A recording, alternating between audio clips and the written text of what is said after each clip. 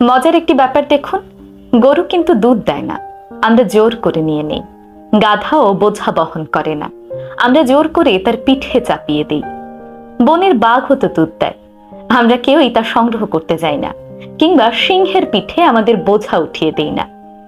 বাঘ আর সিংহ মানুষের কোনো কাজেই আসে না, বরং সুযোগ পেলেই তারা আপনাকে গিলে খেতে পারে। অপরদিকে গাধা এবং গরু আমাদের অনেক কাজে আসে, দৈনন্দিন জীবনে তাদের ছাড়া আমাদের চলেই না। তবুও গরু এবং গাধাকে আমরা বোকা এবং অবহেলার পাত্র হিসেবে বিবেচনা করি। অপরদিকে বাঘ আর সিংহ, তারা হলো বনের রাজা। কাউকে গরু কিংবা গাধা বলা হলো এক প্রকার গালি, তাকে ছোট করা, বোকা হিসেবে দেখানো। অপরদিকে তাকে বাঘ কিংবা সিংহ বললে সে ভীষণ খুশি হয়ে যায়, সে নিজেকে অনেক বেশি শক্তিশালী মনে করে।